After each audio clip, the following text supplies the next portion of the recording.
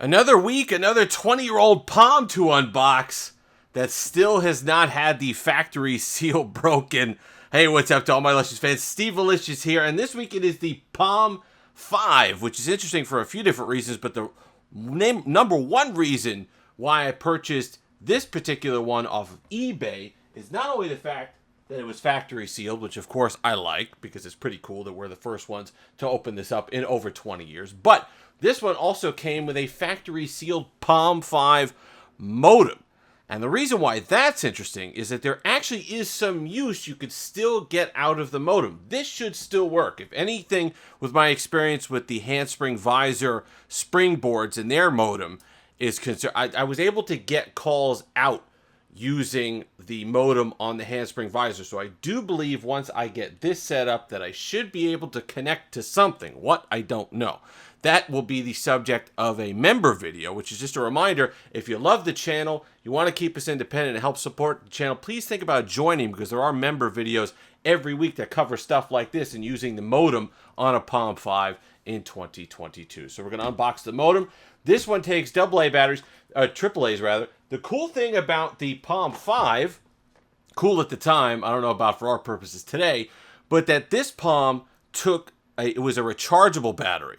So it wasn't the AAAs that were featured in the Palm 3, the Palm Pilot, the Palm 7, the Palm 7. This one had a rechargeable battery, the first one like that. It was also sleeker, so ultra thin. This was more like a design type Palm. So you had the 3 that was just kind of the workhorse type Palm. Then you had the 7, which is the connectivity, and you could get the email wirelessly. And this one was the designer Palm, the one that fit kind of in between the two, nice and sleek. If you didn't want it bulking out of your jacket pocket or anything like that, you went ahead and got one of these bad boys. So you see no batteries needed because it has that rechargeable battery.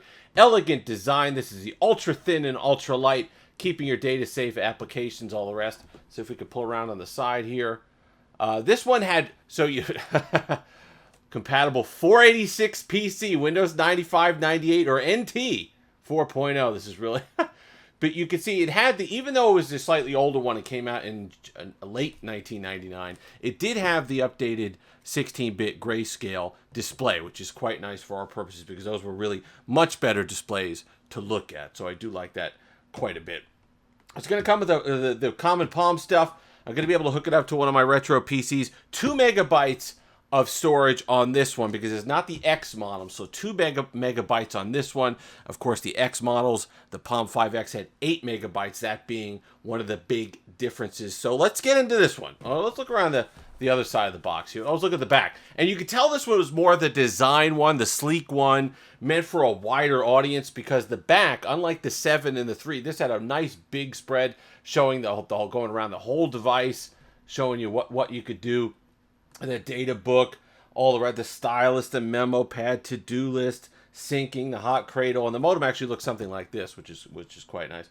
The power button, which is up at the top here, infrared, contrast wheel, really neat. You get the sync and everything. So I'm curious to see, because this is one of the original ones that came out, I'm curious to see what was included in this box and how it's held up. And while it's interesting that it has that rechargeable battery, 20-something years aging sitting in a box. We're going to see if that can even hold a charge. This is going to be a slight 2-part video. You'll know it'll be a split-second cut. You won't notice anything. But let's go ahead and get into this one. It looks like a flip-top open design here.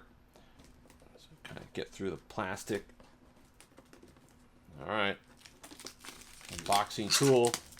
Oh, my. So the plastic was a little dirty, of course, being like that for however many years, but the underneath box is in fantastic shape, having been preserved. And look at that. This is really neat. I love opening up these things. They're however many years old. And there we go. So you get the manual back when you got...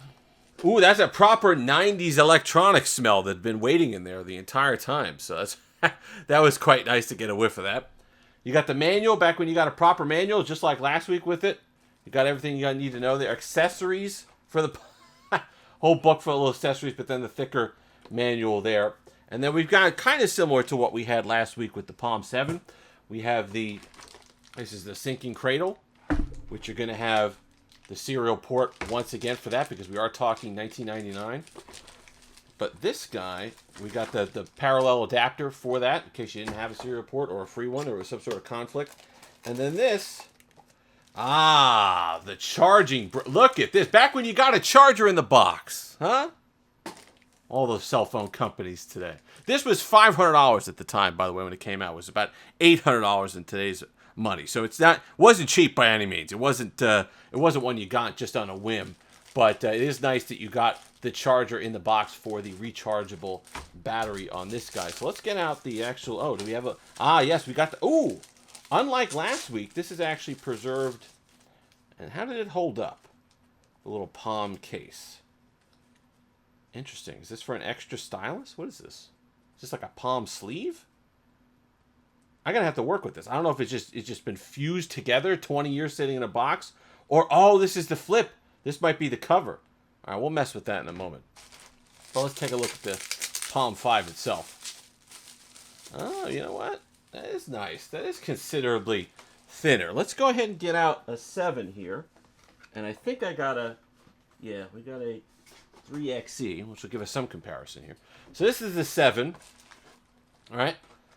Palm 7 next to the 3. Palm 7 next to the Palm 5. You can see considerably slimmer, right?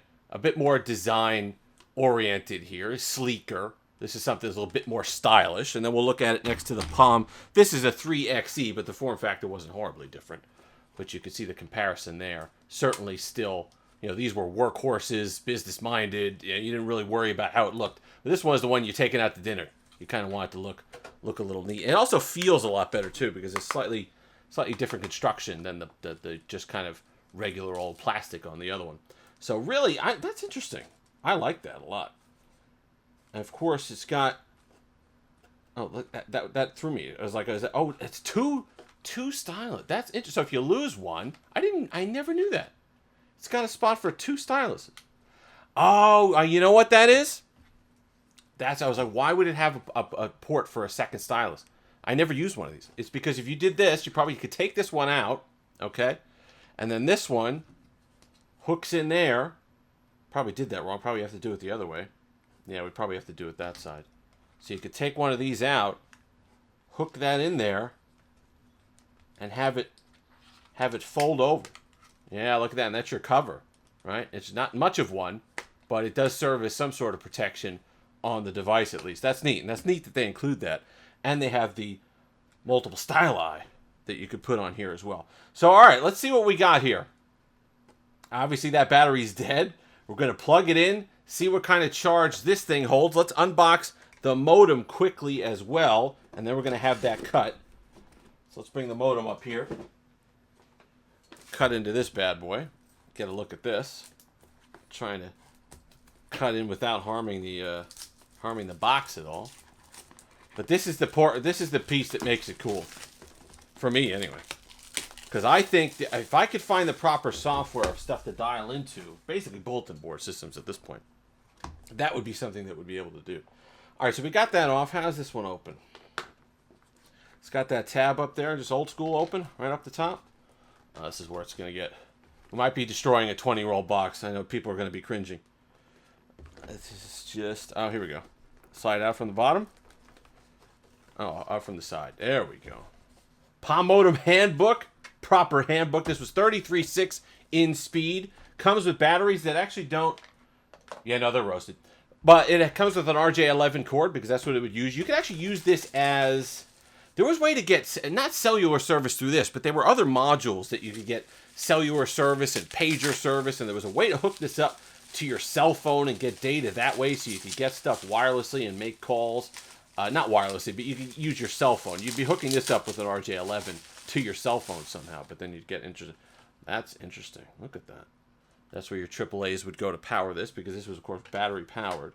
And then you go ahead and slide that in there, and that was your modem setup. Pretty neat. Pretty neat. Your RJ11 right there. All right, so we're going to charge this up, see what we got. Hang on. And we're back. You can see we have it powered on the Palm 5 after, I don't know, 100 years of sitting in the box. The lithium-ion battery in here seems like it'll take a charge. I've been charging it for quite a bit, but it does drain a little bit fast. So I'm going to let it charge for the entire 3 hours, but at least we could use it while it's on the charger. But you can see the kind of cool hot sink / charger that we have as well. So I'm going to put that over to the side there. And you can see the power cord, because I was looking to see how this thing recharged, where the cord was on it. The power cord actually goes into the back of the serial adapter for the hot sink cradle, which is much like the Sony Clie Palm OS devices that has that as well, where they have the power cord that goes into the charger at the bottom, which is pretty neat. So that screen is excellent, by the way. And the aluminum build is a night and day difference between the Palm 3 and the Palm 7 that I have been used to. And I actually kind of like it. I'm hoping that the lithium ion battery is okay after a few hours of charging and that I could actually use this. The reason for the styli on either side is not only for the fact that you can have accessories here, but also to help out left-handed people. So if you are left-handed, you could go ahead and pull it from the left side and not have any issue whatsoever. There was one thing on the back I'll show you, but there's with the port here, you have a glowing green, but it's also kind of an ink, a little stand for your stylus there. So if you're using it at your desk, which you could do while it's charging, no issues. But I am really impressed by the overall build quality of this, and really kind of disappointed that I never had one of these back in the day. The other thing is, so you have a contrast button. So you can see how instead of the wheel that you had previously, you go ahead and hit the contrast button and then the slider comes up. But I think the default one is actually quite nice. So let's power this off before it drains all the way down.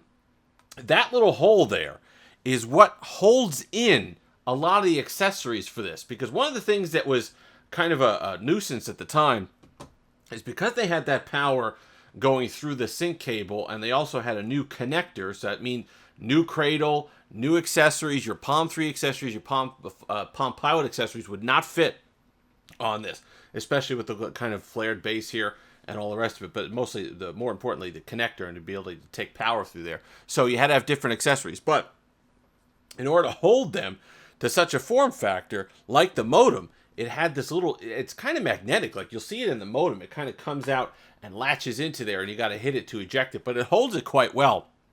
It doesn't feel like a really heavy connector, but it is quite nice. But I just can't get over this body, this aluminum build, and just how thin and light this is, and how nice this is to use of a Palm device. This is fantastic, and I love the condition of it. I want to show you one thing here. This will be a channel member video. I'm going to go through the entire software and resource guide, but I want to show you one thing that is very... It screams actually 80s. I'm surprised this was actually a thing. But on the very first page, you see an advertisement for something. You slide your Palm Pilot into what looks like just a regular modem.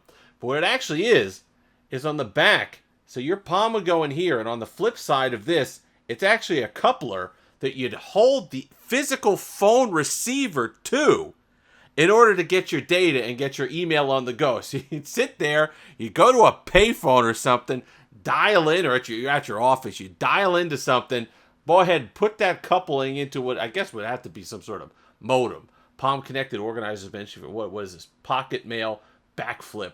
It had to be some sort of modem. But basically, no limit to 800 calls, emails you receive. That's just $9.95 per month, but $99 for the actual unit itself. But I just thought the fact that it was a coupler on the back of your Palm Pilot was certainly impressive. This book is a time capsule. This is really fun. A lot of cool advertisements on here that I'll go through, and you could just see the laptop on the back when they were like that, and then you could the new way here with the Palm Pilot Data Viz, having your spreadsheets and different things on your Palm Pilot. These were really cool. These were just neat. And I love the fact that they got expensive for a bit and then came back down in price. The collectability of these came in question for a little bit because they got really, really expensive.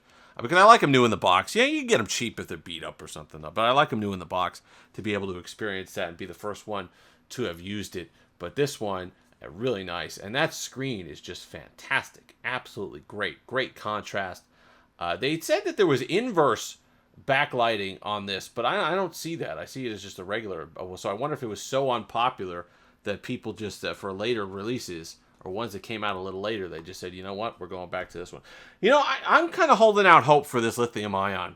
It would be really impressive if 20 years on, even 23 years, if I see the copyright on the box, 23-year-old lithium-ion battery were able to take a charge and hold a charge. The fact that it's able to hold a charge for more than a few minutes is already pretty impressive, and that was holding on. Some of the ones that I've gotten on Clie ones that were brand new couldn't last 5 minutes. You take it off the charger, it drains. So this would be interesting if this one, after the full 3 or 4 hours, can do this. So a full charge back in the day would have gotten you a week or two more on standby, depending on how many hot sinks you do per day. But what was great about that is you didn't have to worry about the AAAs ever. If you were going away, you didn't necessarily have to worry about bringing a charger with you. Even heavy users were reporting at least 3 or 4 days of usage time. And when you were sitting at your desk, if your office or whatever, you slide this in, top it off, and you were good. You didn't have to worry about being out in the field and having a connection, doing a hot sync, and losing battery right in the middle of that, because that was frustrating. Even though you could go to any convenience store and top off, get some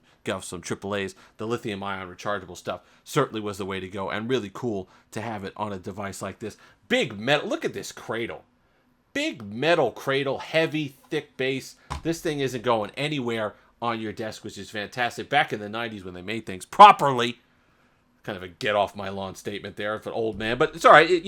This was a solid device, and you actually got your money's worth between the book and the accessories and all the rest of it, and the functionality and the build quality. Just really, really neat. I love going back and looking at these old things. But if you had one of these, if you had a Palm 5, if you were sleek and stylish back in 1999, let me know in the comments section down below. Also, LongIslandWatch.com, link will be in the description. If you've made it this far, like, comment, subscribe, all that fun stuff. Until next time, have that Steve-licious day.